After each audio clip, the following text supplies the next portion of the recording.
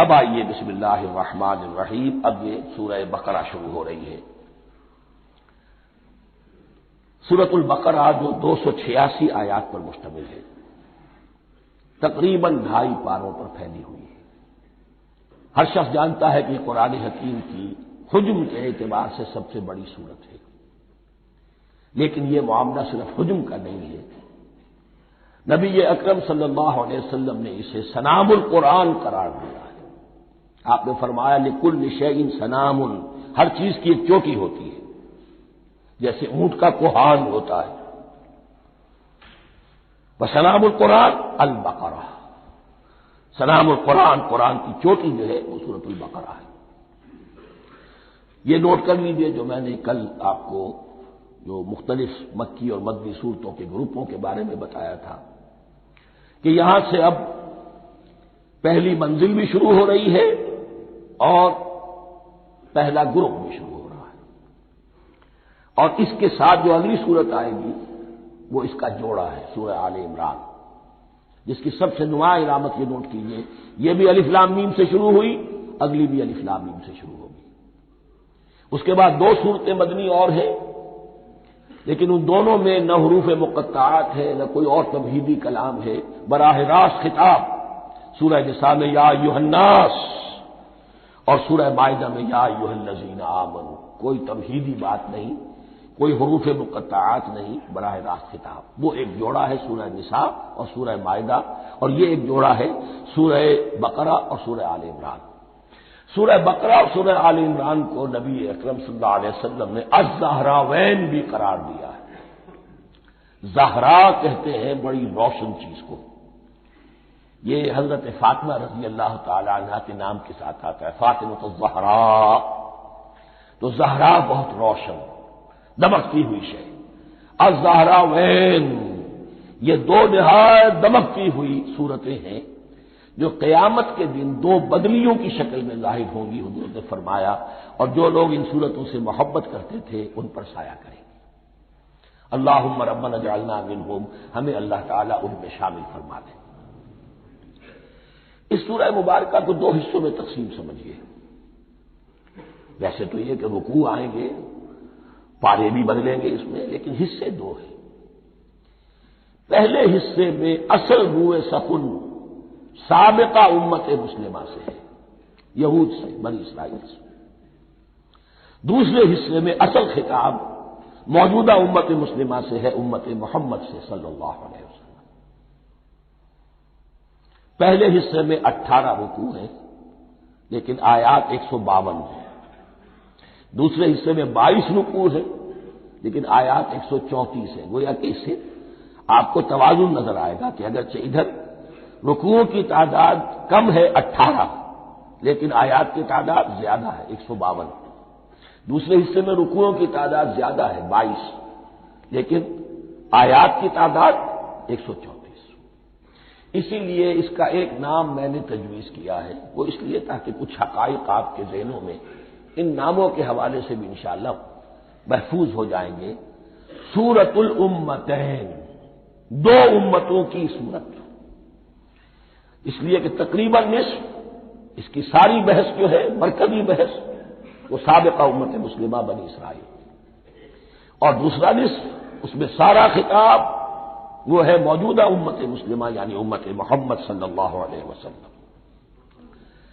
اس کا جو پہلے 18 رکوع ہے یا پہلا حصہ ہے، اس کے اندر ڈویژن فردر ہوگی ورٹیکل، عمودی، پہلے 4 رکوع، پھر 10 رکوع، پھر 4 رکوع۔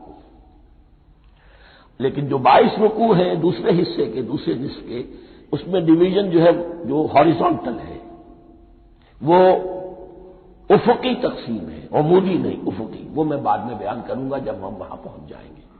ان کو پہلے سمجھ لیجئے کہ اس پہلے حصے کی جو تقسیم میں نے کی ہے، پہلے 4 رکوع، پھر 10 رکوع اور پھر 4 رکوع۔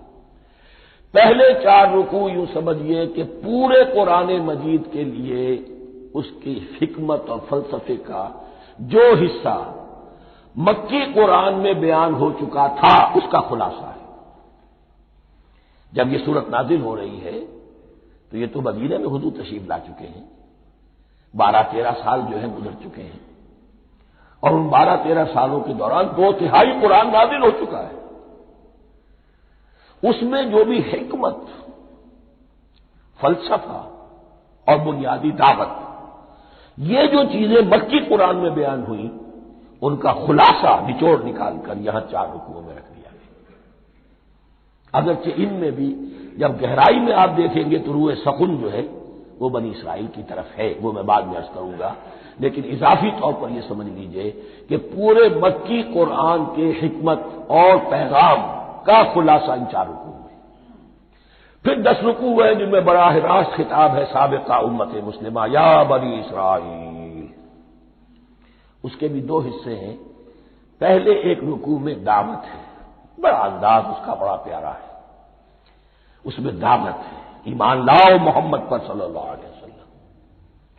اور اس کے بعد 9 رکوع ہیں ملامت کے، ملامت، تنقید، تم نے یہ کیا اور یہ کیا اور یہ کیا، ہم نے یہ احسان کیے، یہ احسان کیے، یہ احسان کیے، تم نے یہ ناشکری کی، یہ ناشکری کی، یہ ناشکری کی۔ اور اس سب کا نتیجہ آخری 4 رکوعوں میں ہے کہ اب تمہیں اس منصب سے معزول کیا جا رہا ہے جس پر تم 2000 برس تک فائز رہے، اور تمہیں ہٹا کر اب ایک نئی امت محمد کی شکل میں جو وجود میں آ چکی ہے صلی اللہ علیہ وسلم، اسے اس پر فائز کیا جا رہا ہے۔ اور اس کی علامت کے طور پر اسے میں کہا کرتا ہوں کورونیشن، تاج پوشی۔ ایک امت معذور، دوسری امت اس کا نصب ہو رہا ہے، اس کی تاج پوشی کے لیے سمبل، علامت کیا ہے؟ قبلہ تحویل۔ وہ قبلہ یروشلم سابقہ امت کا قبلہ اب ادھر رخ نہیں ہوگا، اب اہل توحید کا قبلہ یہ مکے کی طرف ہوگا، بیت اللہ کی طرف ہوگا۔ تو تحویل قبلہ کا مضمون ہے جو ان 4 رکوعوں میں آتا ہے۔ تو یہ میں نے تھوڑی سی تمہید جو ہے آپ کے سامنے رکھ دی ہے۔ اب بسم اللہ کیجیے۔ بسم اللہ الرحمن الرحیم، الف لام میم۔ الف لام میم یہ حروف مقطعات ہیں، یہ علیحدہ علیحدہ پڑھے جاتے ہیں، علم نہیں پڑھ سکتے اس کو۔ الف لام میم، ہا میم ہے، ہا علیحدہ میم علیحدہ، اگرچہ لکھے ہوئے ہوتے ہیں جڑے ہوئے، کاف ہا یا عین صاد لکھے ہوئے جڑے ہوئے پڑھے جائیں گے علیحدہ علیحدہ، قطع علیحدہ کرنا۔ تو حروف مقطعات، ان کے بارے میں ایک بات تو جو ہے اجماعی ہے، سب کے نزدیک مسلم ہے، ان کا کوئی حتمی مفہوم اور ان کے حتمی معنی کسی کو معلوم نہیں سوائے اللہ اور اس کے رسول کے۔ اس معنی میں یوں بھی کہا گیا یہ کوڈ ورڈز ہیں، جیسے کہ کوئی میسیجز جو ہیں ادھر ادھر بھیجے جاتے ہیں، سیکرٹ میسیجز، تو کچھ کوڈ ورڈز ہوتے ہیں جس سے سمجھ میں آتا ہے کہ یہ بات واقعتاً صحیح سورس سے آ رہی ہے، واللہ عالم۔ لیکن اس کا کوئی مفہوم اور اس کے معنی جو ہے وہ اتفاق اس پر ہے، اگرچہ بعض حضرات نے کچھ اپنی سی کوشش کی ہے، کچھ مفہوم جو ہے بنانے کی، وہ اپنی جگہ پر ہے، لیکن یہ کہ کسی حضرت عبداللہ ابن عباس رضی اللہ تعالی عنہما نے بعض ایسی کوششیں کی ہیں، لیکن ان کی رائے کو بھی ان کی ذاتی رائے سمجھا گیا ہے، امت نے اسے قبول نہیں کیا۔ اجماع اور کنسنسس اسی پر ہے کہ اس کے معنی اور مفہوم کسی کو معلوم نہیں سوائے اللہ اور اس کے رسول کے۔ البتہ بعض چیزیں ایسی ہیں کہ وہ اگر نوٹ کر لی جائیں تو شاید آئندہ ہے اس میں کچھ راز کھلنے کے امکانات پیدا ہو جائیں۔ دیکھیے عربی زبان کے جو الفابیٹس ہیں ان کی تعداد 29 ہے یا 28 ہے، میں بتا چکا ہوں۔ الف اور حمزہ کو ایک سمجھے تو 28 ورنہ 29۔ پہلی بات یہ نوٹ کیجئے، قرآن حکیم کی 114 سورتوں میں سے 29 سورتوں میں ان کے شروع میں یہ حروف مقطعات آئے۔ دوسری بات یہ کہ اس میں 28 کا نصف کیجئے تو 14 استعمال ہوئے، 14 نہیں استعمال ہوئے، بالکل آدھی تعداد استعمال ہوئی ہے۔ تیسرے یہ کہ جو شروع اور آخر اور درمیان 3 حصوں میں تقسیم کر دیجئے آپ، 9 9 9 پلواڑی 27، ایک طرف 10 رہ جائیں گے۔ پہلے حصے میں سے بہت کم حروف لیے گئے، بہت کم۔ آخری حصے کے تقریباً تمام حروف ہیں، تقریباً۔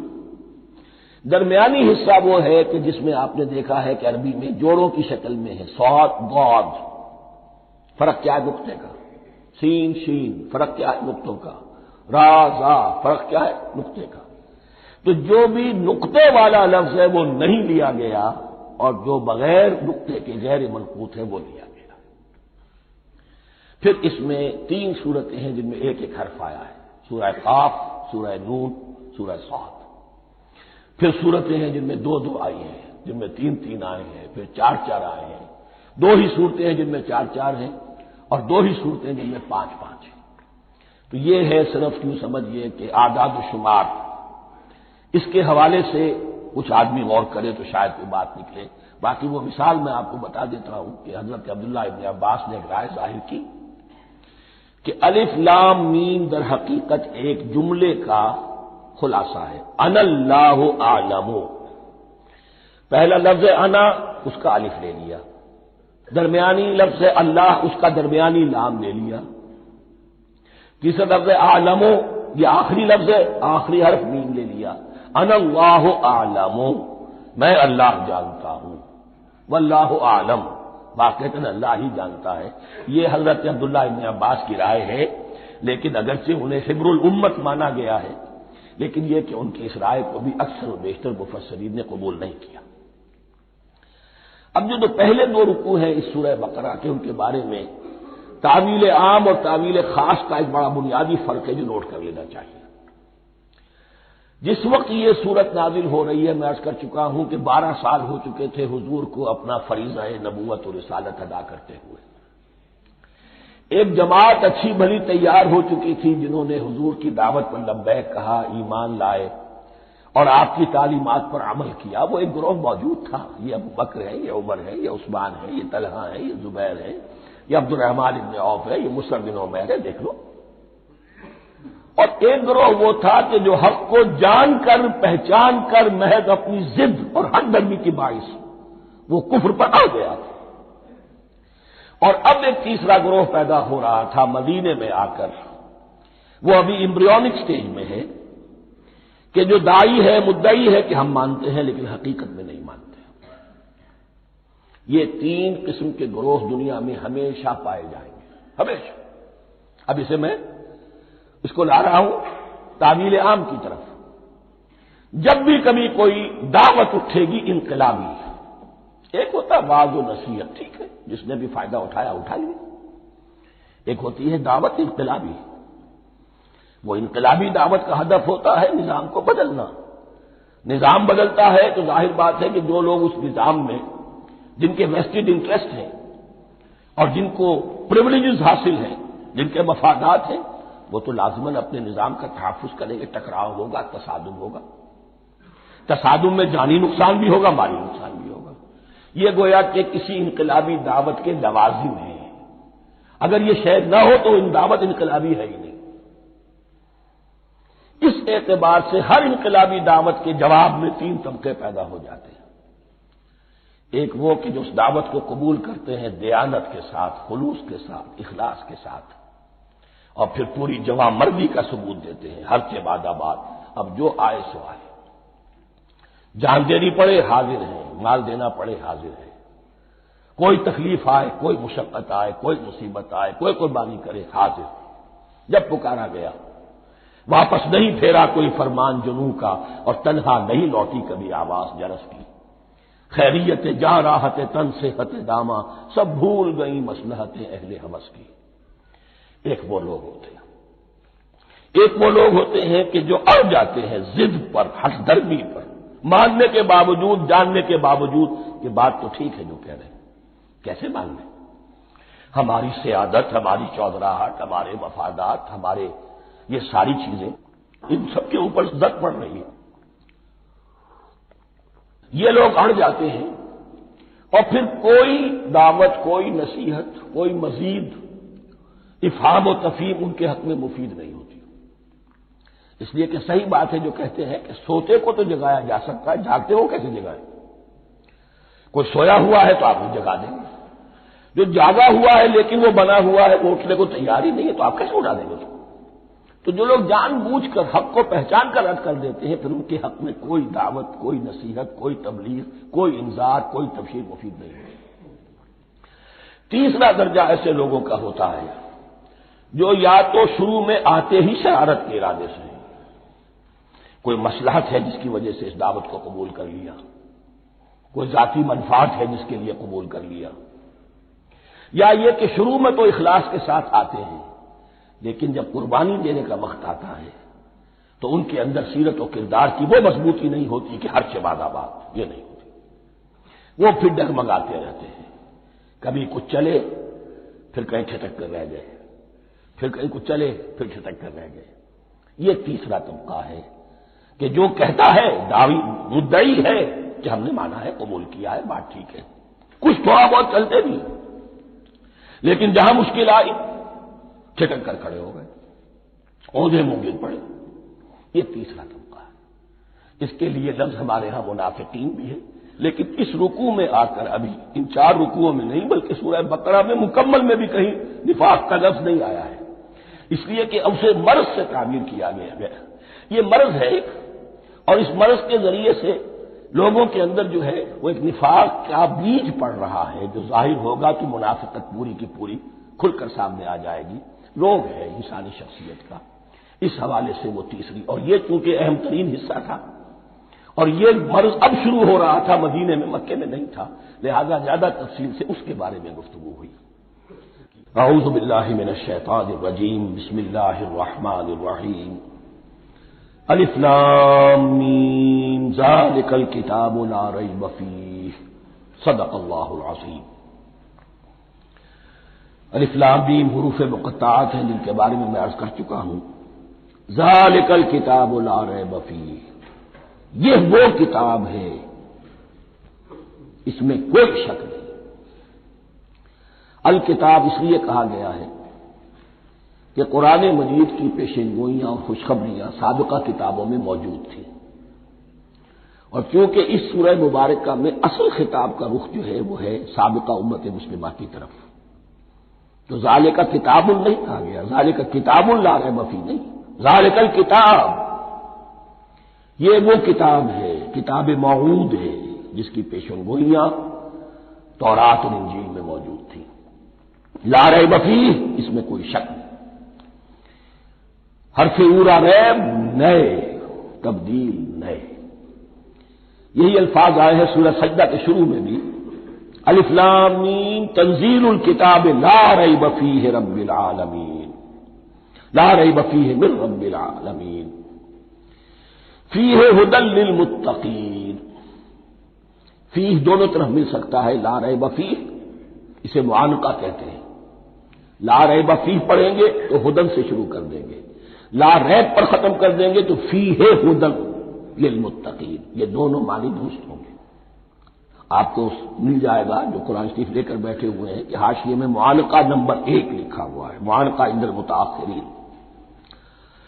ھدی للمتقین یہ ہدایت ہے، رہنمائی ہے اہل تقویٰ میں جو بچنا چاہیں۔ تقویٰ کا اصل مفہوم سمجھ لیجئے، بقا یقین، کسی کو بچانا، تقویٰ خود بچنا۔ جن لوگوں کے اندر فطرت سلیمہ ہوتی ہے ان میں اخلاقی حس موجود ہوتی ہے، وہ بری چیز سے بچنا چاہتے ہیں، بھلی کو حاصل کرنا چاہتے ہیں، وہ لوگ ہیں کہ جو گویا کہ اس قرآن کا اصل مخاطب ہے، وہی اس سے استفادہ کر سکیں گے۔ الذین یؤمنون بالغیب، اب ان کے کچھ اوصاف، یہ اصل میں بہت زیادہ واضح ہوتا ہے تعویل خاص کے اعتبار سے کہ دیکھ لو درخت کو اپنے پھل سے پہچانتے ہیں، اس قرآن کے پھل موجود ہیں نا، یہ ابو بکر اور عمر اور عثمان اور علی کون ہیں؟ یہ جو مہاجرین آئے ہیں چل کر، مدینے والوں دیکھو یہ کون ہیں، ان کی شخصیتیں کیا ہیں، ان کا کردار کیا ہے، ان کے اوصاف کیا ہے، یہ کس درخت کے پھل ہیں، یہ اس بینہ کے پھل ہیں، یہ اس ذکرہ کے پھل ہیں۔ بینہ رسول من اللہ یتلو صحفا مطہرۃ فیہا کتب قیمہ، یہ اس شجرہ مبارکہ کے پھل ہیں، دیکھ لو ان کے کیا شب و روز ہے، الذین یؤمنون بالغیب، جو غیب پر ایمان رکھتے ہیں۔ تعویل عام کے اعتبار سے اس کا بہت اہم مفہوم ہوگا، جو یہ طے کر لے کہ سوائے مادے کی دنیا کے مجھے اس سے آگے جانا ہی نہیں، unless I can verify۔ آپ کو معلوم ہے کہ میٹیریل جو حقائق ہے وہ تو آپ ویریفائی کر سکتے ہیں، آنکھ سے دیکھ سکتے ہیں، کان سے سن سکتے ہیں، ویریفائڈ ہے۔ جو یہ سمجھ لے گا کہ اس کے بیونڈ کچھ نہیں ہے، اس کے لیے قرآن میں کوئی ہدایت نہیں ہے۔ ہدایت قرآنی کا نقطہ آغاز یہ ہے کہ انسان یہ سمجھ لے کہ جو اصل حقیقت ہے وہ مستور ہے، نگاہوں سے چھپی ہوئی ہے، سامنے جو کچھ نظر آ رہا ہے۔ ایک انگلستان کے بہت بڑے فلسفی کی کتاب کا عنوان ہے appearance and reality, reality and appearance, Bradley کی کتاب۔ اپیئرنس جو کچھ نظر آ رہا ہے یہ حقیقت نہیں، حقیقت اس کے پیچھے ہے۔ اور کنفیوشس کا ایک جملہ ہے جو بہت بڑا حکیم اور فلسفی تھا، چین کا بہت بڑا حکیم اور فلسفی، اور ہو سکتا ہے کہ نبی ہو، واللہ عالم، ہم کہہ نہیں سکتے۔ اس کی تعلیم بڑی اخلاقی تعلیم ہے، اور اس کا جملہ سنیے، یہ یؤمنون بالغیب کی اس سے زیادہ صحیح تصریح ممکن نہیں۔ There are certain things, there's nothing more real than what cannot be seen. And there's nothing more certain than what cannot be heard. وہ حقائق جو آنکھوں سے نہیں دیکھے جا سکتے اور کانوں سے نہیں سنے جا سکتے، ان سے زیادہ یقینی اور واقعی حقائق اور کوئی نہیں۔ There's nothing more real than what cannot be seen. And there's nothing more certain than what cannot be heard. الذین یؤمنون بالغیب ویقیمون الصلاۃ، نماز قائم کرتے ہیں، ومما رزقناہم ينفقون، اور جو کچھ ہم نے انہیں دیا ہے اس میں سے خرچ کرتے ہیں، خیر میں، بھلائی میں، نیکی میں، ابنائے نو کی حاجات کو رفع کرنے میں، لوگوں کی تکلیفیں دور کرنے میں، خود اللہ کے لیے، اللہ کی رضا جوئی کے لیے، اللہ کو قرض حسنہ دیتے ہوئے۔ والذین یؤمنون بما انزل الیک وما انزل من قبلک، اور وہ کہ جو ایمان رکھتے ہیں اس پر بھی جو آپ پر نازل کیا گیا ہے محمد صلی اللہ علیہ وسلم، اور اس پر بھی کہ جو آپ سے پہلے نازل کیا گیا۔ یہ بہت اہم الفاظ ہیں، اس لیے کہ عام طور پر آج کل ہمارے ہاں یہ خیال پھیلا ہوا ہے کہ یہ تورات اور انجیل کے پڑھنے کا کوئی فائدہ نہیں، کوئی ضرورت نہیں، کوئی ضرورت نہیں کی حد تک تو شاید بات صحیح ہو، لیکن کوئی فائدہ نہیں، یہ بالکل غلط ہے۔ یہ ابتدا ہے قرآن کی، اور کس قدر اہتمام کے ساتھ کہا جا رہا ہے، ایمان صرف قرآن پر نہیں، اس پر بھی کہ جو اس سے پہلے نازل کیا گیا۔ اور سورہ نساء کی آیت، اور سورہ نساء نازل ہوئی ہے کہیں جا کر سن 6 ہجری میں، یا ایھا الذین آمنوا آمنوا باللہ ورسولہ والکتاب الذی نزل علی رسولہ والکتاب الذی انزل من قبل۔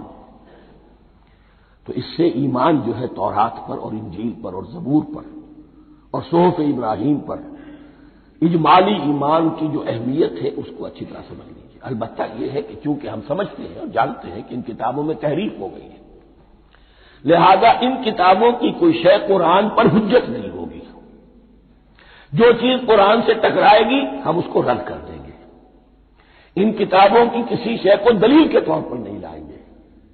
لیکن جہاں قرآن مجید کی کسی بات کی نفی نہ ہو رہی ہو تو بہت سے حقائق ہمیں ان کتابوں ہی سے ملتے ہیں۔ انبیاء کے مابین جو زمانی ترتیب ہے، کرونالوجیکل آرڈر جو ہے، وہ تو ہمیں تورات سے ملتا ہے، قرآن میں تو نہیں۔ قرآن میں کبھی حضرت نوح کا ذکر بعد میں ہے، حضرت موسیٰ کا پہلے، وہ باہر تو کسی اور پہلو سے ترتیب آتی ہے، لیکن وہاں ہمیں تاریخ ملتی ہے ابراہیم کی، اسحاق کی، یعقوب کی، انبیاء بنی اسرائیل کی، موسیٰ کی، عیسیٰ کی، یہ ساری چیزیں۔ تو اس کی اہمیت جو ہے اس کو سمجھ لیجئے۔ والذین یؤمنون بما انزل الیک وما انزل من قبلک وبالآخرۃ هم یوقنون، آخرت پر وہ یقین رکھتے ہیں۔ نوٹ کرنے والی بات کیا ہے کہ باقی سب چیزوں کے لیے لفظ ایمان آیا، آخرت کے لیے ایقان کیوں؟ واقع یہ ہے کہ انسان کے عمل کے اعتبار سے سب سے زیادہ مؤثر شے ایمان بالآخرہ ہے۔ ایمان بالآخرہ ہے تو عمل سیدھا رہے گا کہ ہاں مجھے جواب دہی کرنی ہے، جانا ہے، اٹھنا ہے، اللہ کے حضور حاضری ہے۔ اگر یہ یقین ہے تو عمل صحیح ہوگا۔ اس میں کمی ہو گئی تو توحید جو ہے وہ بھی بس ایک عقیدہ، ایک ڈوگما بن کے رہ جائے گی۔ ایمان بالرسالت بھی بدعات کو جنم دے گا، عید میلاد نبی منا لیجئے اور کچھ عشقیہ اشعار کہہ دیجئے، نعتیہ اشعار کہہ دیجئے، اللہ اللہ خیر صلی اللہ، یہ ایمان بالرسالت کے مظہر ہوں گے۔ عمل انسان کا درست ہوتا ہے آخرت کے یقین کے ساتھ۔ وبالآخرۃ ہم یوقنون، آخرت پر انہی کا یقین ہے، انہی کا یقین ہے۔ یہ حصر بھی ہے اس اعتبار سے کہ یہودی میں مدعی تھے کہ ہم آخرت پر یقین رکھتے ہیں، یہاں کنٹراسٹ دکھایا جا رہا ہے آخرت پر یقین رکھنے والے یہ لوگ ہیں، اور تعویل خاص کے اعتبار سے وہ لوگ موجود ہیں تمہاری نگاہوں کے سامنے۔ 13 برس کی محنت کی کمائی محمد رسول اللہ صلی اللہ علیہ وسلم کی اس کتاب کی، یتلو علیہم آیاتہ ویزکیہم ویعلمہم الکتاب والحکمہ، اس کا جو نتیجہ ہے وہ تمہارے سامنے۔ اولئک علی ھدی من ربہم، یہ وہ لوگ ہیں جو اپنے رب کی طرف سے ہدایت پر ہیں۔ وہ ابتدائی ہدایت بھی ان کے پاس تھی اور یہ تکمیلی ہدایت بھی، قرآن پر بھی ان کا یقین پورا ہے اور محمد کا اتباع بھی وہ کر رہے ہیں۔ وَأُولَٰئِكَ هُمُ الْمُفْلِحُونَ، اور یہی وہ لوگ ہیں جو فلاح پانے والے ہیں۔ فلاح کا لفظ بھی قرآن مجید کی بڑی اہم اصطلاح ہے، منزل مراد کو پہنچ جانا، کسی باطنی حقیقت کا عیا ہو جانا۔ اسی لیے اس پر پھر گفتگو انشاءاللہ ہوگی سورہ مومنون کے شروع میں، لیکن یہ کہ فلاح پانے والے، کامیاب ہونے والے اصل میں یہی لوگ ہیں۔ تو گویا کہ تعویل خاص میں صحابہ کرام کی طرف اشارہ ہو گیا، تعویل عام میں ہر شخص کو بتا دیا گیا اگر قرآن کی ہدایت سے مستفید ہونا ہے تو یہ اوصاف اپنے اندر پیدا کرو۔ اب دوسرا گروہ، ان الذین کفروا سواء علیہم انذرتہم ام لم تنذرہم لا یؤمنون، یقیناً جن لوگوں نے کفر کیا، اور یہاں مراد کیا ہے؟ جو کفر پر اڑ گئے۔ اس کو ہم تعویل عام میں نہیں لے سکتے، اس لیے کہ اگر تو ہم اس کو عام میں لے لیں گے تو اس کے معنی تو یہ ہوں گے جس شخص نے کسی وقت کفر کیا اب وہ ہدایت پر آ ہی نہیں سکتا، نہیں، یہ بات نہیں ہے۔ کوئی کفر میں ہے، وہ غالطے کی بنا پر ہے، عدم توجہی کی بنا پر ہے، حق اس پر واضح نہیں ہوا ہے اس لیے ہے، تو آپ اسے سمجھائیں گے، انذار و تبشیر سے اسے فائدہ ہو جائے گا، واضح و نصیحت سے اسے فائدہ ہو جائے گا۔ ایک وہ ہے کہ جو حق کو سمجھ کر، پہچان کر اور پھر اڑ گئے، ضد کی وجہ سے، ہٹ دھرمی کی وجہ سے، تعصب کی وجہ سے، تکبر کی وجہ سے، حسد کی وجہ سے۔ ان الذین کفروا، ایسے لوگوں کا معاملہ کیا ہے؟ سواء علیہم انذرتہم ام لم تنذرہم لا یؤمنون، برابر ہے ان کے لیے خواہ آپ انہیں سمجھائیں خواہ نہ سمجھائیں، ڈرائیں نہ ڈرائیں، انذار فرمائیں نہ کریں، لا یؤمنون، وہ ایمان لانے والے نہیں۔ وہی بات جو میں نے کہی تھی کہ سوتے کو جگایا جا سکتا ہے، جاگتے کو کیسے جگائیں؟ ختم اللہ علی قلوبہم وعلی سمعہم وعلی ابصارہم غشاوہ، ان کے دلوں پر اللہ نے مہر کر دی ہے۔ کیوں کر دی ہے؟ یہ ابتداء مہر نہیں ہوئی، جب حق کو پہچان کر انہوں نے رد کر دیا، اس کی پاداش میں، اس کی سزا کے طور پر۔ ختم اللہ علی قلوبہم، اللہ نے ان کے دلوں پر مہر کر دی ہے، وعلی سمعہم، اور ان کی سماعت پر بھی، وعلی ابصارہم غشاوہ، اور ان کی آنکھوں کے سامنے پردہ پڑ چکا ہے۔ یہ مضمون سورہ یاسین کے شروع میں پھر آئے گا بہت شر و بست کے ساتھ۔ وَلَهُمْ عَذَابٌ عَظِيمٌ، اور ان کے لیے تو اب بہت بڑا عذاب ہے۔ یہ دوسرا گروہ ہو گیا، ایک رکوع میں دو کو سمیٹ لیا گیا، کل ابھی 7 آیتیں ہوئی ہیں۔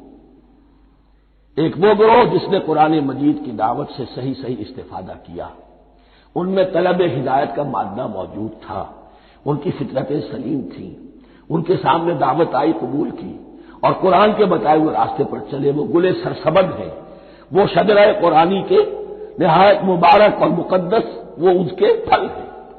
ایک گروہ وہ ہے جس نے حق کو پہچانا لیکن اس کو رد کر دیا اپنے تعصب یا ہٹ درمی کی وجہ سے۔ ان کا ذکر آ گیا بہت اختصار کے ساتھ، اس لیے کہ ان کا ذکر آپ کو بہت تفصیل سے مکی صورتوں میں ملے گا۔ اب آیا تیسرا گروہ، وَمِنَ النَّاسِ، اور لوگوں میں کچھ ایسے بھی ہیں، مَن يَقُولُ آمَنَّا بِاللَّهِ وَبِالْيَوْمِ الْآخِرِ وَمَا هُم بِمُؤْمِنِينَ، جو کہتے تو یہ ہے کہ ہم ایمان رکھتے ہیں اللہ پر بھی اور یوم آخر پر بھی، مگر وہ حقیقت میں مومن نہیں ہے۔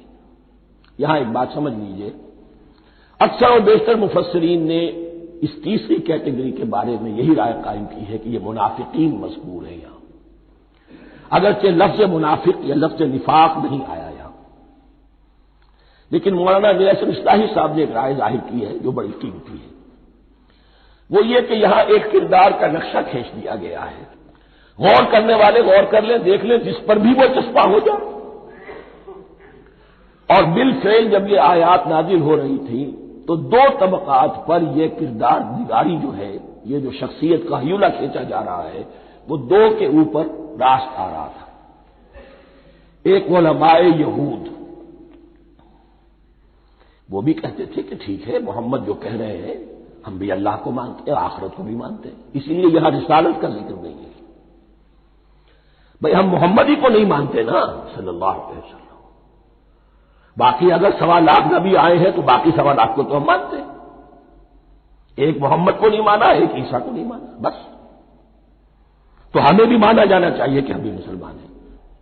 ایک یہ ان کی رائے ہے، اور واقعہ یہ ہے کہ یہاں اس طریقے کا تذکرہ ہو رہا ہے کہ جس سے ان کا کردار بھی جھلک رہا ہے، روح سخن ان کی طرف جا رہا ہے۔ مجھے یاد ہے اپنی 10ویں جماعت کے زمانے میں دہلی میں نے دیکھا تھا کہ ناٹ سرکس وہاں کا ایک بڑی مارکیٹ ہوتی تھی، تو جوتے کی دکان پہ بہت بڑا جوتا لٹکایا ہوا تھا، بہت بڑا، اور لکھا تھا free to home it fits, جس کے پاؤں میں یہ ٹھیک ٹھیک آ جائے وہ لے جائے۔ تو یہ free to home it fits ہے، ایک کردار ہے۔ اب یہ کردار جس کے اوپر بھی فٹ بیٹھ جائے، ان میں یقیناً زیادہ تو غلبہ یہی ہے جو مفسرین کی رائے ہے، منافقین کا معاملہ جو ہو رہا ہے، لیکن یہ کردار بعین نہیں فٹ بیٹھ رہا ہے یہود کے علماء پر۔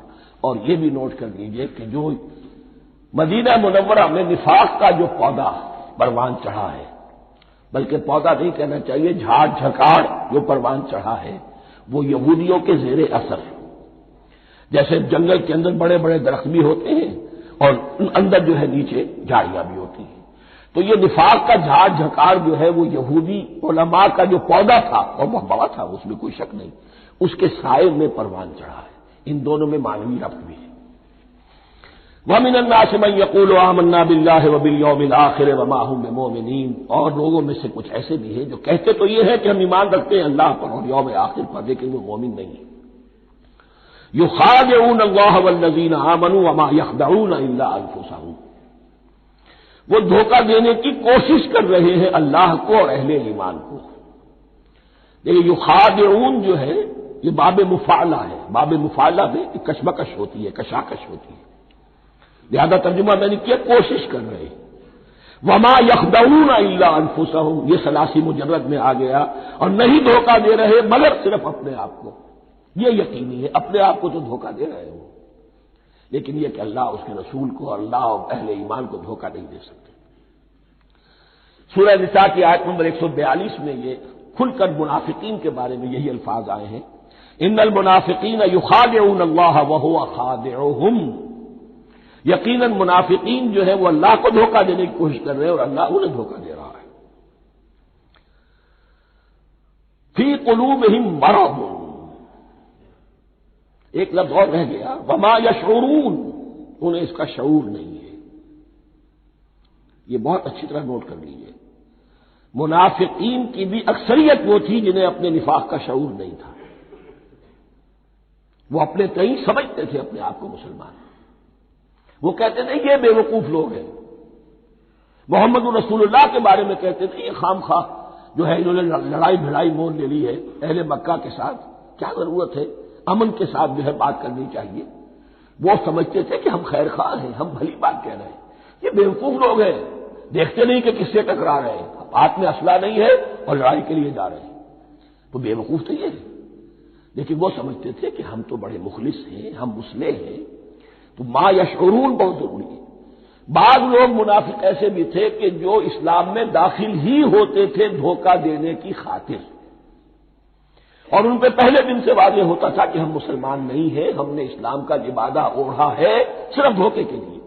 اس کا ایک ذکر سورہ آل عمران میں آئے گا، لیکن اکثر و بیشتر منافقین دوسری طرح کے تھے جنہیں اپنے نفاق کا شعور حاصل نہیں تھا۔ فی قلوبہم مرض، ان کے دلوں میں ایک روگ ہے، بیماری ہے۔ یہ روگ اور بیماری کیا ہے؟ ایک لفظ میں اس کو تعبیر کیا جائے، کردار کی کمزوری۔ Weakness of character. ایک شخص وہ ہوتا ہے کہ جو سمجھتا ہے یہ حق ہے، حق کے بعد آباد، اب جو ہو سو ہو. ایک حق کو حق پہچان کر رد کر دیتا ہے، وہ کافر ہو گیا. ایک حق کو حق پہچان کر آیا تو صحیح، لیکن ویکنیس آف کیریکٹر کی وجہ سے قوت ارادی کمزور ہے. آخرت بھی چاہتے ہیں، دنیا کو بھی ہاتھ سے دینے کو تیار نہیں. یہاں کا بھی کوئی نقصان نہ ہو اور آخرت کا بھی سارا بھلا میں مل جائے. یہ وہ لوگ ہیں در حقیقت کہ اس کو کہا روگ.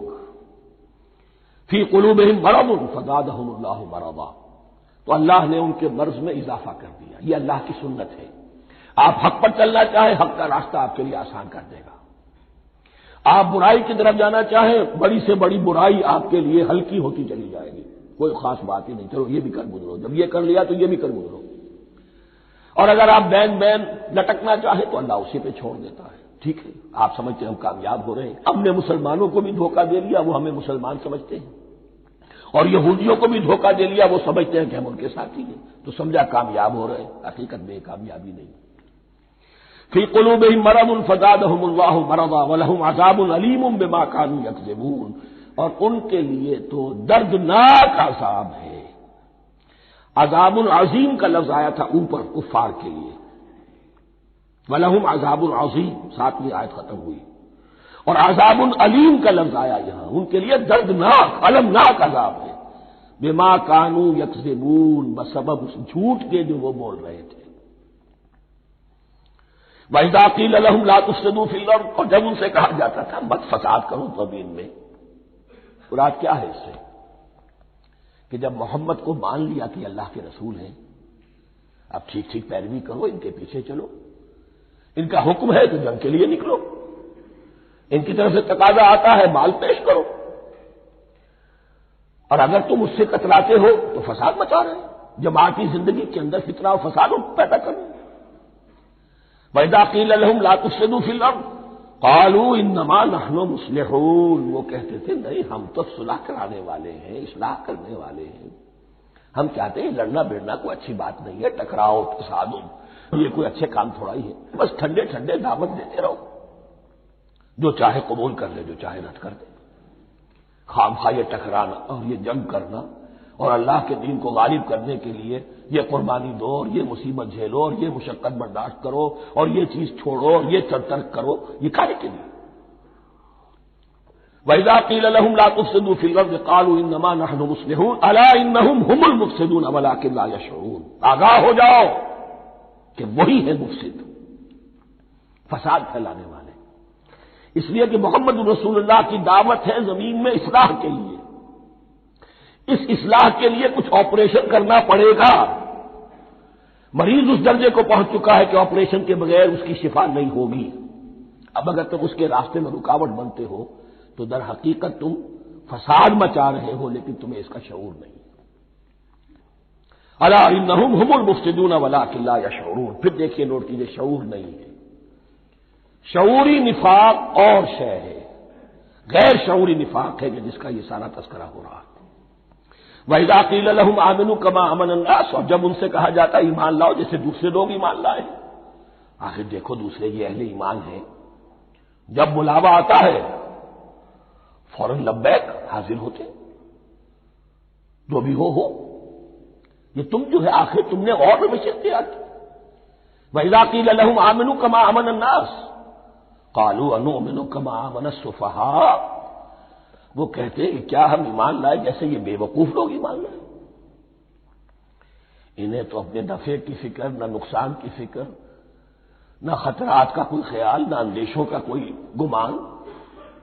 جان جائے مال جائے، اولاد کو چھوڑ دیں، گھر بار چھوڑ کے آ گئے ہیں. ان سے بڑے بے وقوف کون ہوں گے؟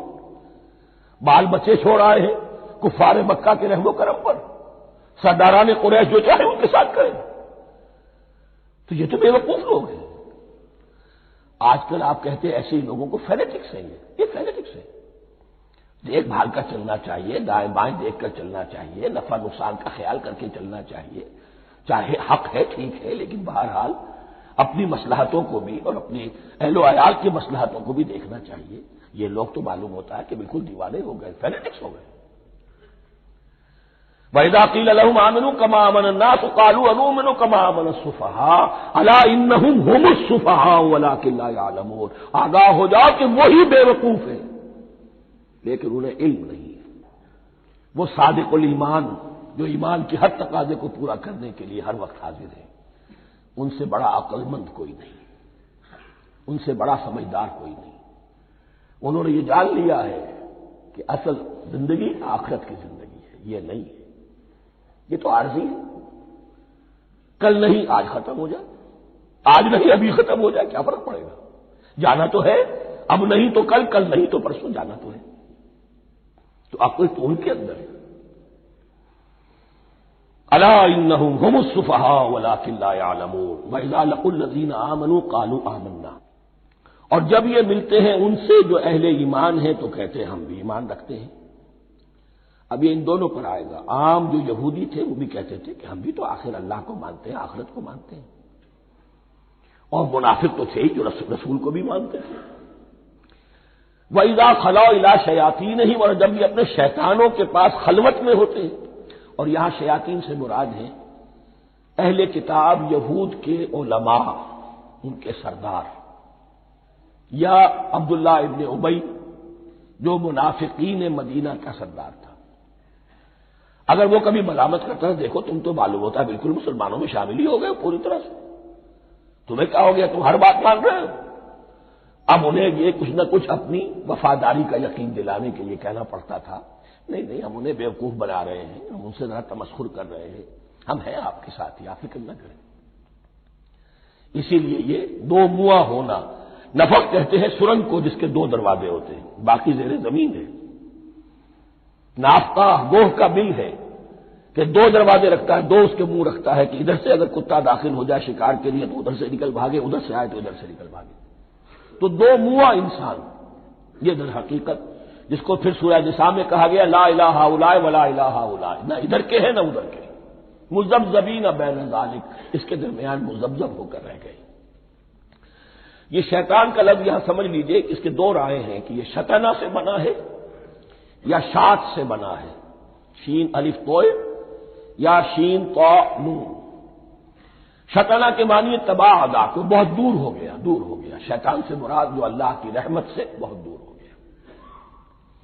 اور شاتا یشیتوں کے معنی ہے احترق غضبا وحسدا، کوئی شخص غصے اور حسد کے اندر جل رہا ہو، وہ شاتا یشیتو ہے.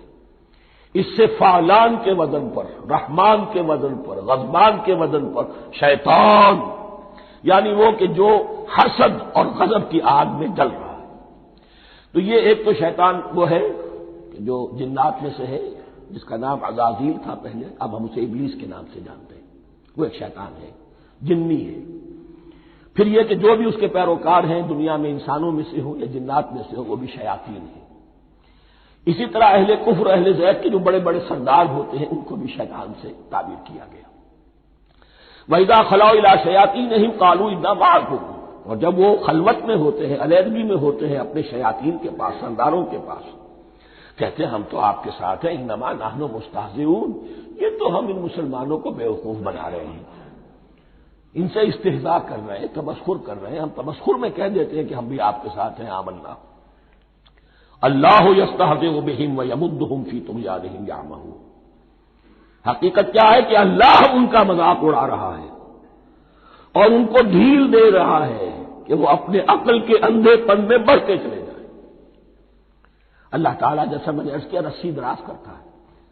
کچھ تو غلط راستے پر جانا تو جاؤ بھائی، فوراً تو نہیں پکڑتا، اگر فوراً پکڑ لے تو سیدھا ہو جائے گا. چلتے جاؤ، جانا چاہتے جاؤ.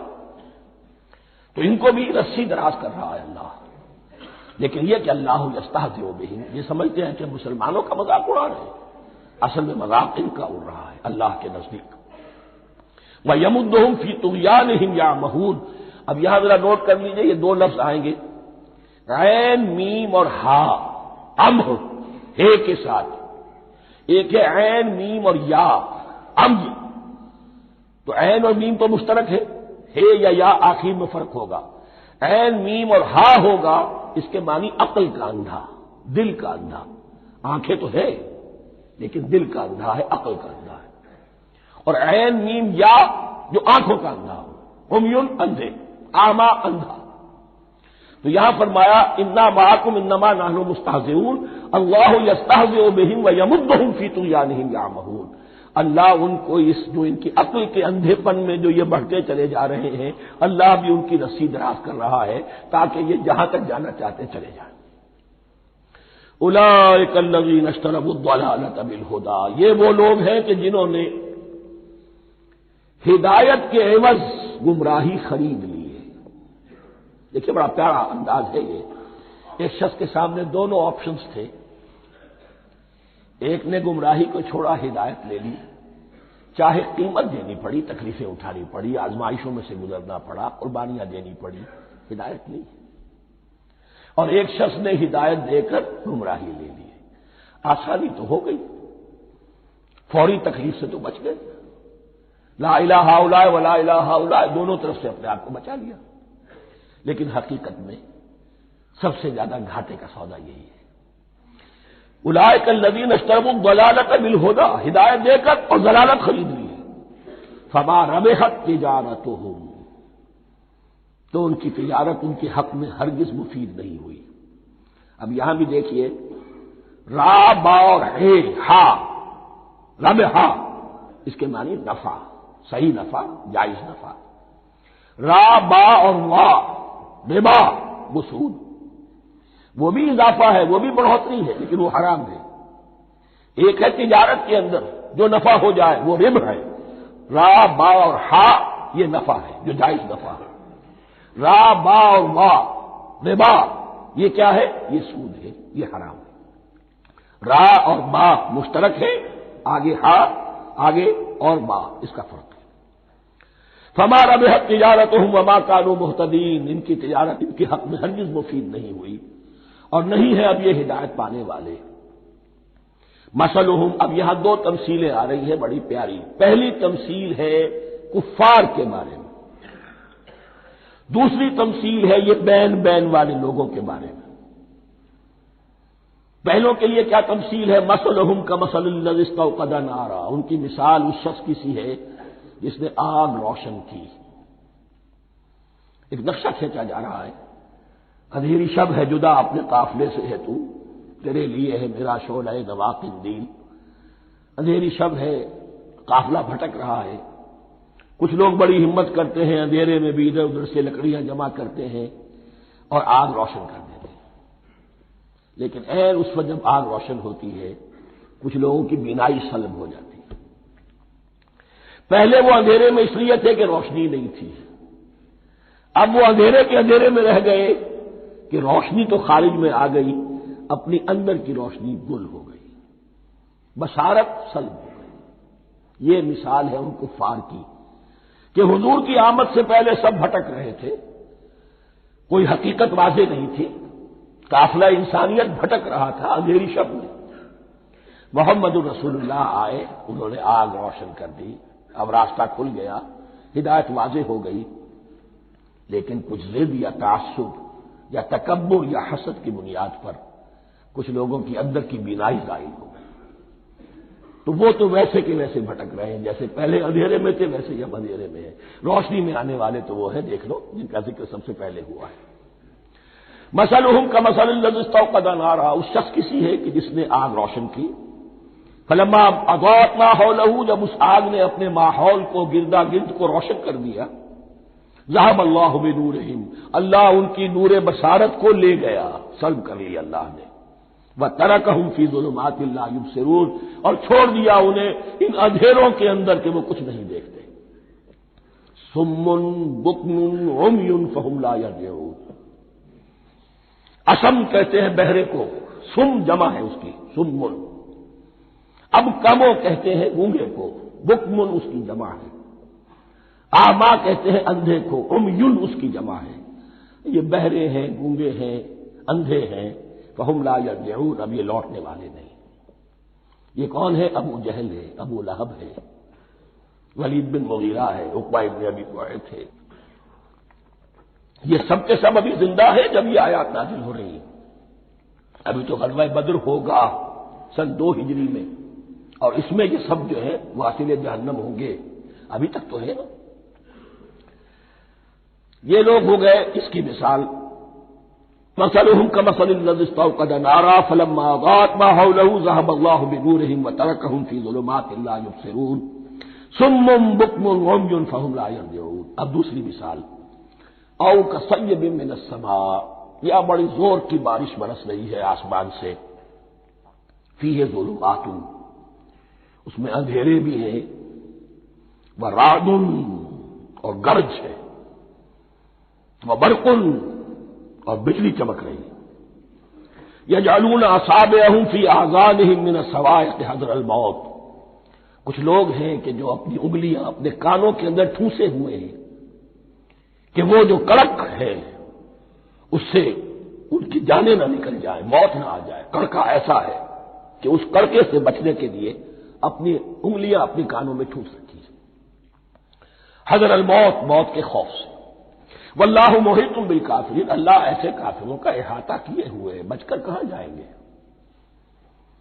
یکاد البرق یخطف ابصارهم، قریب ہے کہ بجلی ان کی نگاہوں کو لے جائے، ان کی بینائی کو سلب کر لے۔ کلما اضاء لهم، لیکن ہوتا کیا ہے، جب ذرا روشنی ہوئی تو چل لیے، مشوا فیہ، بجلی چمکی کچھ نظر آ گیا دائیں بائیں تو کچھ تھوڑا سا چل لیے۔ وَإِذَا أَظْلَمَ عَلَيْهِمْ، اور جب تاریکی ان پر طاری ہو گئی، قاموا، کھڑے کے کھڑے رہ گئے۔ یہ نقشہ ہے ان کا کہ ایک طرف بارش ہو رہی ہے، قرآن مجید ہے، آسمان سے نازل ہو رہا ہے، یہ ماہ مبارکہ ہے، یہ کتاب مبارک ہے، لیکن یہ کہ اس کے ساتھ کڑکے ہیں، گرج ہے، کفر سے مقابلہ ہے، کفر کی طرف سے دھمکیاں ہیں، اندیشے ہیں، خطرات ہیں، امتحانات ہیں، آزمائشیں ہیں۔ ذرا کہیں حالات کچھ بہتر ہوئے، کچھ جسے بریدنگ سپیس کہتے ہیں ملی تو تھوڑا سا چل لیے، ہم بھی مسلمان ہیں، کوئی خاص موقع نہیں ہے، کسی جنگ کے لیے بلایا نہیں جا رہا ہے، تو بڑھ چڑھ کے باتیں کر رہے ہیں، اپنے ایمان کا اظہار بھی کر رہے ہیں۔ جیسے ہی کوئی آزمائش آئی ٹھٹک کر کھڑے کے کھڑے رہ گئے۔ وَلَوْ شَاءَ اللَّهُ لَذَهَبَ بِسَمْعِهِمْ وَأَبْصَارِهِمْ، اللہ چاہتا تو ان کی سماعت اور بصارت کو بھی سلب کر لیتا، لیکن اللہ کا قانون یہی ہے، جو جہاں رہنا چاہے اس نے آزادی ارادہ دی ہے انسان کو۔ تم اگر مومن صادق بن کر رہنا چاہتے ہو اس کو آسان کر دے گا تمہارے لیے۔ تم نے اپنے تعصب کی وجہ سے، اپنے تکبر کی وجہ سے کفر کا راستہ اختیار کیا، اللہ اسی کو کھول دے گا۔ تم بیچ میں لٹکنا چاہتے ہو لٹکتے رہو، اللہ تعالیٰ جو ہے جبرن کسی کو نہ حق پہ لائے گا، نہ جبرن کسی کو باطل پر لے کر جائے گا، اس لیے کہ جبر اگر ہو تو پھر امتحان کا معاملہ ختم، پھر جزا و سزا بیکار ہے، غیر منطقی ہے، غیر معقول ہے۔ ان اللہ علی کل شیء قدیر، یقیناً اللہ تعالیٰ ہر چیز پر قادر ہے۔ یہ 2 رکوع اس اعتبار سے کہ انسانی شخصیتوں کا سمجھنا، اور جیسا کہ میں نے عرض کیا تعویل عام ذہن میں رکھیے، جب بھی کبھی کوئی دعوت حق اٹھے گی، اگر وہ واقعتاً کل کے کل حق کی دعوت ہے اور اس میں انقلابی رنگ ہے کہ باطل سے پنجہ آزمائی کرنی ہے، باطل کو نیچا دکھانا ہے، حق کا غلبہ کرنا ہے، تو یہ 3 قسم کے افراد لازماً ہمیشہ وجود میں آ جاتے ہیں۔ ان کو پہچاننا، ان کے کردار کی جو اصل جو اس کے پیچھے پس منظر ہے اس کو جاننا بہت ضروری ہے۔ اب جو تیسرا رکوع آ رہا ہے سورہ بقرہ کا، اس میں قرآن کی دعوت کا خلاصہ ہے۔ قرآن کیا ماننے کی دعوت دیتا ہے، اس کی پکار کیا ہے۔ جیسا کہ میں عرض کر چکا ہوں، 2/3 قرآن پہلے نازل ہو چکا ہے، پس منظر میں ہے۔ ہمارے لیے اس ترتیب مصحف کے اعتبار سے وہ قرآن بعد میں آئے گا، ترتیب نزولی کے اعتبار سے وہ پس منظر میں موجود ہے، لیکن چونکہ یہاں پر مصحف کے اندر یہاں سے آغاز کیا جا رہا ہے، لہذا اس کا خلاصہ جو ہے لب لباب یہ 1 رکوع میں، اور قرآن کے فلسفے کا اور اس کے بعد نہایت ہی اہم جو موضوعات ہیں اور مسائل ہیں ان کا ذکر پھر 4تھے رکوع میں۔ ابھی ہم تیسرا رکوع پڑھ رہے ہیں۔ یا ایھا الناس اعبدوا ربکم الذی خلقکم والذین من قبلکم لعلکم تتقون، اے لوگو بندگی اختیار کرو اپنے اس رب کی، اپنے اس مالک کی جس نے تمہیں پیدا کیا، اور نہ صرف تم کو پیدا کیا، تم سے پہلے جتنے لوگ گزرے انہیں بھی پیدا کیا تاکہ تم بچ سکو۔ یہ قرآن کی دعوت کا خلاصہ ہے، اور یہ نوٹ کر لیجئے یہ تمام انبیاء اور رسل کی دعوت یہی تھی۔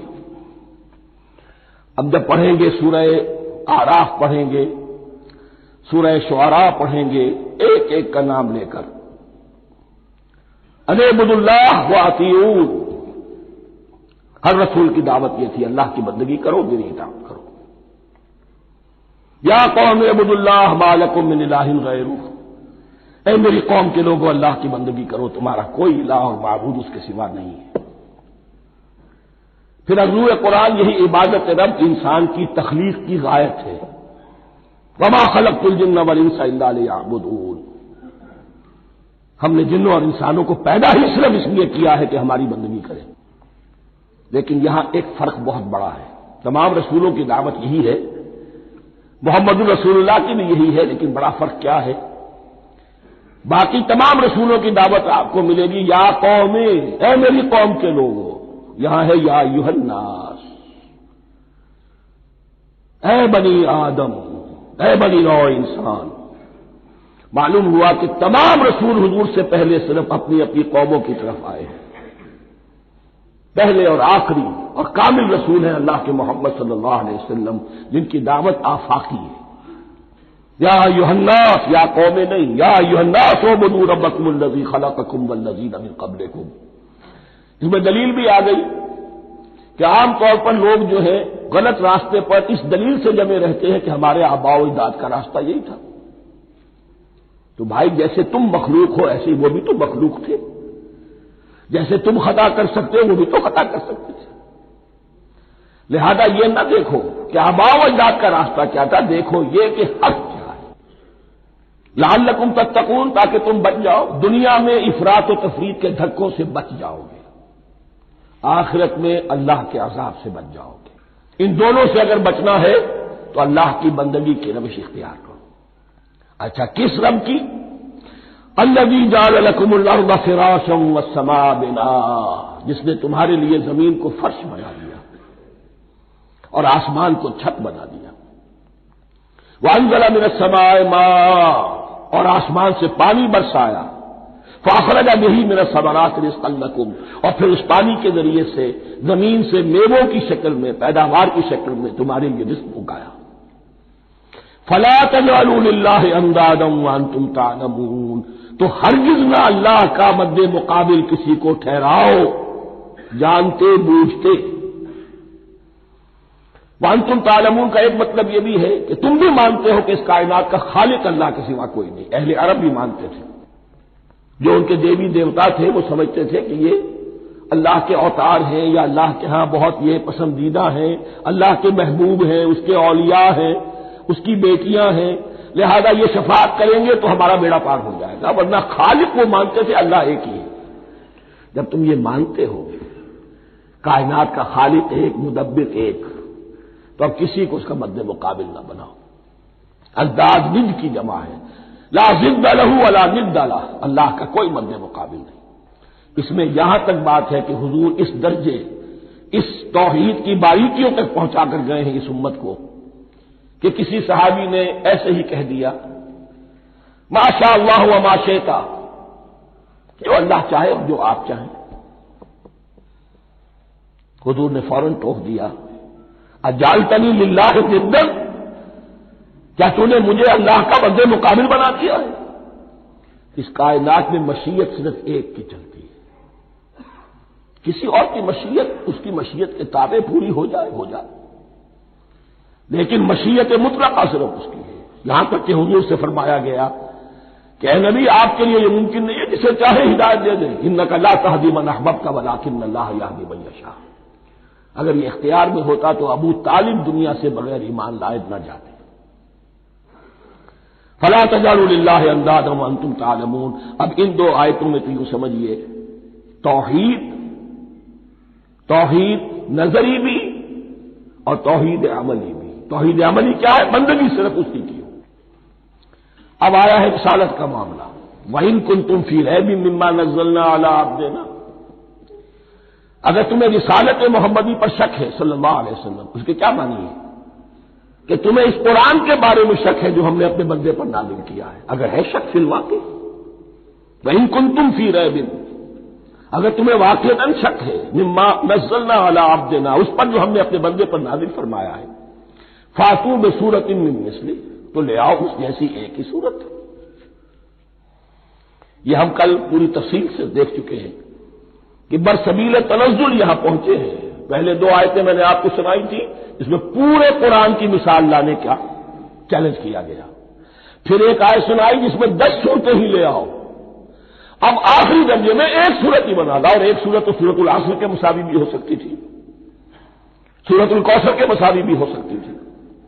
وَادْعُوا شُهَدَاءَكُم مِّن دُونِ اللَّهِ إِن كُنتُمْ صَادِقِينَ، اور بلا لو اپنے سارے مددگاروں کو اللہ کے سوا، جن ہو انس ہو، اس لیے کہ قریش کا خیال یہ تھا کہ جو شعراء ہوتے ہیں ان کے پاس جن ہوتے ہیں، وہ جن انہیں سکھاتے ہیں، ورنہ عام آدمی تو یہ شعر نہیں کہہ سکتا۔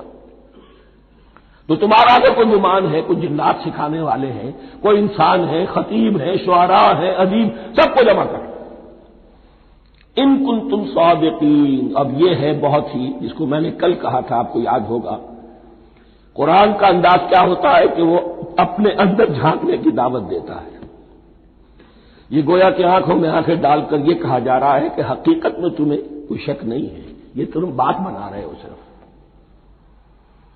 اگر واقعتاً شک ہے تو آؤ میدان میں۔ حقیقت یہ ہے کہ تمہیں شک نہیں ہے، اگر تم سچے ہو فاتوا بسورۃ من مثلہ، تو اس جیسی ایک ہی صورت بنا لاؤ۔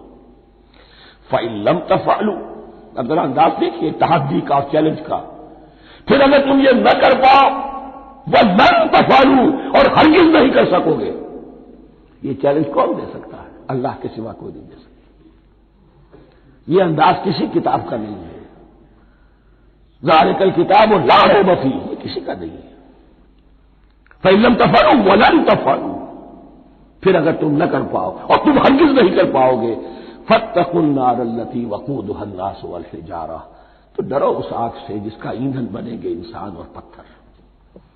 اعدت للکافرین، کافروں کے لیے تیار کر لی گئی ہے، بھڑکا دی گئی ہے۔ پتھروں کا ذکر خاص طور پر کیوں ہے؟ دو اس کے امکانات ہیں۔ آپ کو معلوم ہے کہ وہ جو پتھر کا کوئلہ ہوتا ہے اس کی آگ بڑی سخت ہوتی تھی، عام جو ہمارا یہ لکڑی کا کوئلہ ہوتا ہے اس کے مقابلے میں۔ اور دوسرے یہ بھی کہ چونکہ انہوں نے جو معبود تلاش کرتے تھے وہ پتھر کے ہوتے تھے، تمہارے ساتھ ہی تمہارے ان معبودوں کو بھی جھونکا جائے گا، وہ بھی جلیں گے، تاکہ تمہاری حسرت کے اندر اضافہ ہو۔ ان سے ہم دعائیں مانگا کرتے تھے، ان کے سامنے ماتھے ٹیکتے تھے، ان کے سامنے ڈنڈوت کرتے تھے، ان کو چڑھاوے چڑھاتے تھے۔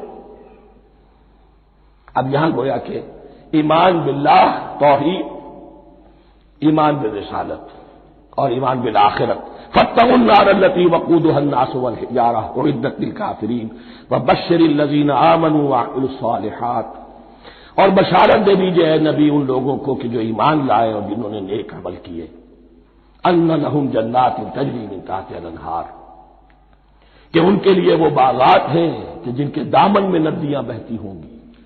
لفظی ترجمہ ہوگا جن کے نیچے ندیاں بہتی ہوں گی۔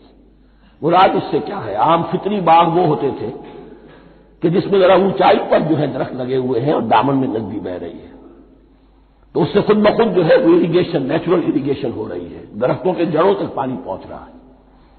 بارہ ترجمہ آپ لفظی کریں، ان کے نیچے ندیاں بہتی ہوں گی، یا یہ کہ جن کے دامن میں ندیاں بہتی ہوں گی۔ کلما رزقوا منها من ثمرۃ رزقا، جب بھی کبھی انہیں دیا جائے گا کوئی پھل رزق کے طور پر کھانے کے لیے جنت میں، قالوا هذا الذي رزقنا من قبل، وہ کہیں گے یہ تو وہی شے ہے جو ہمیں پہلے بھی ملتی تھی۔ اس کا ایک مفہوم یہ ہے، یہ جو نزل ہے، ابتدائی جو ہے دعوت ہے، ابتدائی ضیافت جو ہوگی اس میں وہی چیزیں کہ جو معروف ہے، جانی پہچانی ہے۔ یہ رمان، یہ دیکھیے یہ انار آ رہا ہے خوبصورت، یہ انگور ہے خوبصورت، یہ نخیل ہے، یہ نخل ہے، یہ رطب ہے، لیکن ذائقے کی کوئی نسبت و تناسب بھی نہیں ہوگا۔ وہ کہیں گے یہ وہی شے ہے جو ہمیں پہلے ملتی تھی، وہ اتو بھی متشابہ، مشابہ تو ہوگی وہ، لیکن ان کے ذائقے میں زمین و آسمان کا فرق ہوگا۔ اور ایک یہ بھی مفہوم لیا گیا کہ آخرت میں جنت میں بھی وہی میوے ملتے رہیں گے، لیکن ان کا ذائقہ بدلتا رہے گا، شکل وہ ہوگی لیکن ذائقہ وہ نہیں رہے گا کہ جس سے انسان کی بھی طبیعت بڑھ جاتی ہے ایک ہی شے کو کھاتے ہوئے۔ وَلَهُمْ فِيهَا أَزْوَاجٌ مُطَهَّرَةٌ، اور ان کے لیے ہوں گے اس میں بہت ہی پاک باز، نہایت پاک کی ہوئی بیویاں ہوں گی۔ ازواج مطہرۃ وہم فیہا خالدون، اور اس میں رہیں گے ہمیشہ ہمیشہ۔ یہ تو تین جو اصول ہیں دین کے دعوت ایمان، توحید اور رسالت اور معاد، ایمان باللہ، ایمان بالرسول، ایمان بالآخرہ۔ اب ذرا کچھ ضمنی مسائل ہیں کہ جو بعض کفار کی طرف سے، بعض معتزلین کی طرف سے پیش ہوتے تھے، وہ کبھی بھی اس چیلنج کا مقابلہ تو نہ کر سکے، میدان میں تو نہ آ سکے۔ یہ بالکل ایسی بات ہے جیسے کسی مصور کی تصویر پر اعتراض کرنے والے تو بہت تھے۔ جب کہا گیا کہ ذرا یہ لیجیے قلم، اس کو ٹھیک کر دیجیے، یہ برش آپ کے ہاتھ میں دیتا ہوں، اب سب پیچھے ہٹ گئے۔ تو کوئی صورت قرآن کے مقابلے میں لانا وہ تو ان کے لیے ممکن نہیں تھی، لیکن ادھر ادھر سے اعتراضات کرنے کے لیے جو زبانیں کھلتی تھی ان میں سے ایک اعتراض نقل کیا جا رہا ہے۔ وہ یہ تھا کہ وہ کہتے تھے کہ قرآن مجید میں مکھی کی تشبیہ آئی ہے، یہ تو بڑی حقیر سی شے ہے، اعلیٰ کلام ہو اور اعلیٰ متکلم ہو وہ ایسی حقیر چیزوں کا تذکرہ نہیں کرتا۔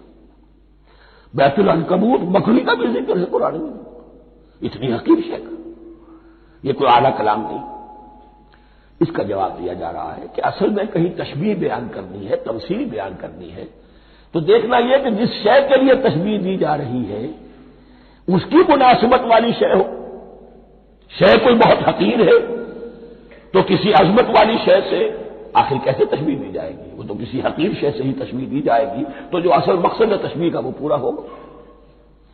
ان اللہ لا یستحیی ان یضرب مثلا ما بعوضۃ فما فوقها، اللہ تعالیٰ کو تو اس میں کوئی جھجک نہیں ہے، کوئی شرم نہیں ہے کہ وہ مچھر کی مثال بیان کرے، تو اس سے اوپر، اب یا فوقها میں دونوں معنی ہو جائیں گے، یعنی کمتر اور حقیر ہونے میں اس سے بھی بڑھ کر، یا یہ کہ اس سے اوپر کی کوئی شے اس کی مثال دینے میں اللہ کو کوئی جھجک نہیں، اس لیے کہ مکھی بھی بہرحال مچھر سے تو ذرا بڑی شے ہے، اس معنی میں بھی ہو سکتا ہے فوقها، اور فوقها اس معنی میں بھی کہ اس سے بھی حقیر ہونے میں اس سے بھی بڑھ کر۔ فَأَمَّا الَّذِينَ آمَنُوا فَيَعْلَمُونَ أَنَّهُ الْحَقُّ مِنْ رَبِّهِمْ، تو جو لوگ صاحب ایمان ہیں وہ جان لیتے ہیں کہ یہ حق ہے ہمارے رب کی طرف سے۔ وَأَمَّا الَّذِينَ كَفَرُوا، اور جنہوں نے کفر کیا ہے، فَيَقُولُونَ مَاذَا أَرَادَ اللَّهُ بِهَذَا مَثَلًا، یہ کیا مثال اللہ نے دی، کیا ارادہ ہوا اللہ کا اس مثال کے ذریعے سے، داغ بہت چڑھا رہے ہیں، اعتراض کر رہے ہیں۔ اب جو آ رہا ہے اگلا جملہ وہ ہے بہت اہم، یضل بہ کثیرا ویہدی بہ کثیرا، اسی کے ذریعے سے اللہ بہتوں کو ہدایت دیتا ہے اور اسی کے ذریعے سے بہتوں کو گمراہ کرتا ہے۔ معلوم ہوا کہ ہدایت اور گمراہی اور ہدایت اور ضلالت انسان کی سبجیکٹو کنڈیشن کے اوپر دار و مدار ہے اس کا۔ آپ کے دل میں خیر ہے، بھلائی ہے، نیت صحیح ہے، طلب ہدایت، طلب علم، اس میں آپ سچے ہیں، آپ کو ہدایت مل جائے گی۔ دل میں زیغ ہے، کجی ہے، نیت میں ٹیڑھ ہے، فساد ہے، تو اسی کے ذریعے سے اللہ آپ کی گمراہی میں اضافہ کر دے گا۔ یضل بہ کثیرا ویہدی بہ کثیرا، لیکن اللہ کا یہ کسی کو ہدایت دینا اور کسی کو ضلالت دینا علل ٹپ نہیں ہے، کسی قاعدے اور قانون کے بغیر نہیں ہے۔ وما یضل بہ الا الفاسقین، نہیں گمراہ کرتا وہ اس کے ذریعے سے مگر صرف سرکش لوگوں کو، جن میں سرکشی ہے، تعلی ہے، تکبر ہے، اور ان کے اوصاف کیا ہے؟ الذین ینقضون عہد اللہ من بعد میثاقہ، جو توڑ دیتے ہیں اللہ کے ساتھ کیے ہوئے عہد کو، اور سب سے بڑا عہد یہ سورہ اعراف میں چل کر آئے گا، عہد الست۔ عالم ارواح میں ہم عہد الست کر کے آئے، الست بربکم قالوا بلا، کیا میں ہی نہیں ہوں تمہارا رب؟ تمام ارواح نے، میں بھی تھا، آپ بھی تھے، سب تھے، کوئی انسان، جتنے انسان دنیا میں آج تک آ چکے ہیں وہ بھی تھے، اور جو آنے ہیں ابھی قیامت تک وہ بھی تھے، لیکن تھے صرف ارواح کی شکل میں، جسم نہیں تھے۔ اور یہ میں آپ کو بتا چکا ہوں، مکمل وجود ہے انسان کا روحانی وجود۔ اولاً تخلیق اس کی ہوئی تھی، اسی سے آگے چل کر ایک بہت فلسفے کا بہت گہرا مضمون آ رہا ہے آگے چل کر۔ وہ جو عہد الست بربکم قالوا بلا، انہوں نے اس عہد کو توڑا، اللہ کو اپنا مالک اور خالق اور اپنا حاکم جاننے کی بجائے خود حاکم بن کر بیٹھ گئے۔ الیس لی ملک مصر، کیا مصر کی بادشاہی میری نہیں ہے؟ I am the sovereign, we are sovereign, popular sovereignty, بغاوت، سرکشی، فاسق۔ وما يضل به الا الفاسقين الذين ينقضون عهد الله من بعد ميثاقه ويقطعون ما امر الله به ان يوصل، اور کاٹتے ہیں وہ چیز جسے اللہ نے جوڑنے کا حکم دیا ہے، اللہ نے صلہ رحمی کا حکم دیا ہے، یہ قطع رحمی کرتے ہیں مال کی طلب میں، بھائی بھائی کو ختم کرتا ہے اس کے مال کو ہتھیانے کے لیے، اپنی ذاتی اغراض کے لیے تمام اخلاقی حدود جو ہے انسان پسو پیش ڈال دیتا ہے، اپنا تکبر، اپنے لیے تعلی۔ الذین، آپ دیکھیے نوٹ کیجئے، اس میں ہماری شریعت کا فلسفہ یہ ہے، ایک تعلق ہے اللہ کا بندے کے ساتھ، حقوق اللہ، ایک ہے بندوں کا بندوں کے ساتھ، حقوق العباد۔ اللہ کا حق کیا ہے؟ اسے حاکم اور مالک، اور حاکم سمجھو، الملک سمجھو، خود اس کے بندے بنو۔ انسانوں کا حق کیا ہے؟ کونوا عباد اللہ اخوانا، سب آپس میں بھائی بھائی اللہ کے بندے بن جاؤ۔ اور اس میں سب سے اہم ترین رحمی رشتہ ہے، سگے بھائی، سگے بھائی بہنیں، پھر دادی کے اوپر جا کر وہ کزنس آ جائیں گے، پر دادی پر جا کر اور جمع ہو جائیں گے، یہاں تک کہ آدم و حوا پر تمام انسان جمع ہو جائیں گے۔ تو رحمی رشتے کی بڑی اہمیت ہے۔ تو وہ فاسقین کے جو توڑتے ہیں اللہ کے عہد کو، اس کو مضبوطی سے باندھنے کے بعد، وَيَقْطَعُونَ مَا أَمَرَ اللَّهُ بِهِ أَن يُوصَلَ وَيُفْسِدُونَ فِي الْأَرْضِ، انہی دونوں چیزوں کے نتیجے میں زمین میں فساد پیدا ہوتا ہے، یا اللہ کی اطاعت سے باغی ہو گئے اور یا آپس میں ایک دوسرے کی گردنیں کاٹنے لگے۔ اولئک ھم الخاسرون، یہی لوگ ہیں جو بالآخر خسارے میں، آخری اور دائمی خسارے میں رہنے والے ہیں۔ کیف تکفرون باللہ وکنتم امواتا، تم کیسے کفر کرتے ہو اللہ کا؟ بڑا پیارا انداز ہے، وکنتم امواتا، تم مردہ تھے، فاحیاکم، تمہیں زندہ کیا، ثم یمیتکم، پھر تمہیں مارے گا، ثم یحییکم، پھر جلائے گا، ثم الیہ ترجعون، پھر تم اس کی طرف لوٹ جاؤ گے، لوٹا دیے جاؤ گے۔ یہاں وہ بات آ گئی جو آج نگاہوں سے بالکل اوجھل ہو چکی ہے، یہ ہم دنیا میں آنے سے پہلے مردہ تھے، کیا مانے؟ یہ مضمون آ کر اصل میں سورہ غافر یا سورہ مومن میں چل کر اس کی پوری وضاحت ہوگی، لیکن چونکہ یہاں تذکرہ ہو چکا ہے عہد الست کا، ہماری پہلی تخلیق ہوئی عالم ارواح میں، ارواح کی صورت میں، پھر ہمیں سلا دیا گیا، وہ ہماری پہلی موت تھی۔ مردہ جو ہے معدوم نہیں ہوتا، مردہ ہوتا ہے، بے جان ہوتا ہے، سویا ہوا ہوتا ہے، اور موت کو اور نیند کو تشبیہ دی گئی ہے۔ پھر ہمیں اس جسد کے ساتھ یہاں زندہ کیا گیا، پھر موت طاری ہوگی، پھر ہمیں زندہ کیا جائے گا۔ یہ آیت جیسا کہ میں نے عرض کیا بہت بڑی اور بڑی گہری حکمت اور فلسفہ قرآن کی آیت ہے۔ کیسے اللہ کا انکار کرتے؟ کون تم اموات، تم مردہ تھے، سوئی ہوئی ارواح کی شکل میں تھے، فاحیاکم، تمہیں جگایا اس جسد کے ساتھ، زندہ کیا، ثم یمیتکم ثم یحییکم، پھر تمہیں مارے گا، پھر جلائے گا، ثم الیہ ترجعون، پھر تم اس کی طرف لوٹا دیے جاؤ گے۔ اور اب اس کے بعد جو آخری آیت ہے هو الذی خلق لکم ما فی الارض جميعا، اس نے تمہارے لیے بنایا ہے جو کچھ بھی زمین میں ہے۔ اس میں خلافت کا مضمون آ گیا۔ حدیث میں آتا ہے انما الدنیا خلقت لکم وانتم خلقتم للآخرہ، یہ دنیا تمہارے لیے بنائی گئی ہے، تم آخرت کے لیے بنائے گئے ہو۔ هو الذی خلق لکم ما فی الارض جميعا، اس لیے کہ اگلی آیت پھر آ رہی ہے خلافت کی آیت، سارا کچھ زمین میں یہ بستر جو بچھایا اور یہ کائنات کو زمین کو سجایا تمہاری خلافت کے لیے۔